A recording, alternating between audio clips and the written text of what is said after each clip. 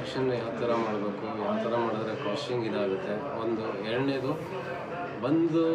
ಒಂದು ವಿಷಯದ ಬಗ್ಗೆ ಏನೂ ಮಾತಿಲ್ಲ, ಬಟ್ ಅದ್ರ ಬದಲು ಏನು ಮಾಡ್ಬೋದು, ಏನೇನು ಮಾಡಿದ್ರೆ ಚಿತ್ರರಂಗ ಬೆಳೆಯುತ್ತೆ, ಫಸ್ಟ್ ಅದನ್ನು ಡಿಸ್ಕಷನ್ ಮಾಡಿ ಆ 2 ಮನವಿನ ಮುಖ್ಯಮಂತ್ರಿಗಳಿಗೆ ಕೊಟ್ಟು, ಅದಾದಮೇಲೆ ಕಲಾವಿದರ ಸಂಘ ರಾಕ್ಲೈನ್ ವೆಂಕಟೇಶ್ ಸರ್ ಹೇಳಿದ್ದಾರೆ ಎಲ್ಲ ಸೇರಿ ಮಾತಾಡೋಣ ಅಂತಿದ್ದಾರೆ.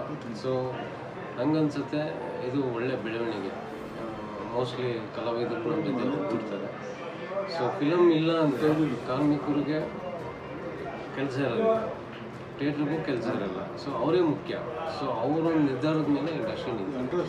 ಮತ್ತು ಈಗ OTT ಆಗ್ತಿರೋ ಬದಲಾವಣೆಗಳಲ್ಲಿ ಕನ್ನಡ ಮೂವೀಸ್ನ ಜಾಸ್ತಿ ಇದು ಮಾಡ್ತಿಲ್ಲ ಅಂತ ಅದರಿಂದ ಏನಾದರೂ ಎಫೆಕ್ಟ್ ಆಗ್ತಿದೆ ಮೂವೀಸ್ ಬರುತ್ತೆ? ಖಂಡಿತ OTT ಕನ್ನಡ ಮೂವೀಸ್ ಹೋಗ್ತಾ ಇಲ್ಲ ಒಂದು.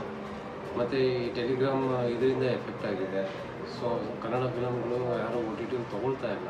ಸೊ ಅಲ್ಲಿನೂ ದ ವೇ ಆಫ್ ಇನ್ಕಮ್ ಬಂದು ಪ್ರೊಡ್ಯೂಸರ್ ಸ್ಟಾಪ್ ಆಗಿದೆ.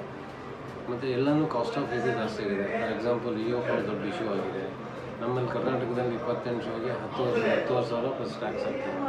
ಅದೇ ಬೇರೆ ರಾಜ್ಯದಲ್ಲಿ ಕೇರಳ ಆದರೆ ಪರ್ ಶೋ 100 ರೂಪೀಸ್, ಅಂದರೆ ಪರ್ ಡೇ 400, 4,728, ಬರೀ 2,800 ಆಗುತ್ತೆ.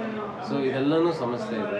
ಸೊ ಅಲ್ಲಿ ಹೇಗೆ ಕಲಾವಿದರು ಅಲ್ಲಿ ಕೇರಳ ಅಸೋಸಿಯೇಷನ್ಗೆ ಮತ್ತು ಕೇರಳ ಇದಕ್ಕೆ ಸಪೋರ್ಟ್ ಮಾಡ್ತಾಯಿದ್ದಾರೋ, ಸಪೋರ್ಟ್ ಮಾಡಿ 50% ಡೆಮಿನೇಷನ್ ತೊಗೊಂಡು 50% after the movie release and they cross together they are doing. So ಅದೇ ಒಂದು ಇದರಲ್ಲಿ ಏನಾದರೂ ಪ್ರಯತ್ನ ಪಡೋಣ ಅಂತ ನಮ್ಮ ಒಂದು ಆಸೆ. ಮೋಸ್ಟ್ಲಿ ನಮ್ಮ ಕಲಾವಿದರು ಅದಕ್ಕೆ ಸ್ಪಂದಿಸ್ತಾರೆ. ಯಾಕೆಂದರೆ ಸ್ಟಾರ್ ಆಗಿದ್ದು ಎಲ್ಲ ಪ್ರೇಕ್ಷಕರಿಂದ ಮತ್ತು ಇವರಿಂದ. ಸೊ ಮೋಸ್ಟ್ಲಿ ಅವರು ನಮ್ಮ ಬಗ್ಗೆ ಯೋಚನೆ ಮಾಡ್ತಾರೆ, ಥಿಯೇಟ್ರ್ ಬಗ್ಗೆನೂ ಯೋಚನೆ ಮಾಡ್ತಾರೆ, ಕಾರ್ಮಿಕರ ಬಗ್ಗೆನೂ ಯೋಚನೆ ಮಾಡ್ತಾರೆ ಅಂತ ಅಂದ್ಕೊಂಡಿದ್ದೆ ಸರ್.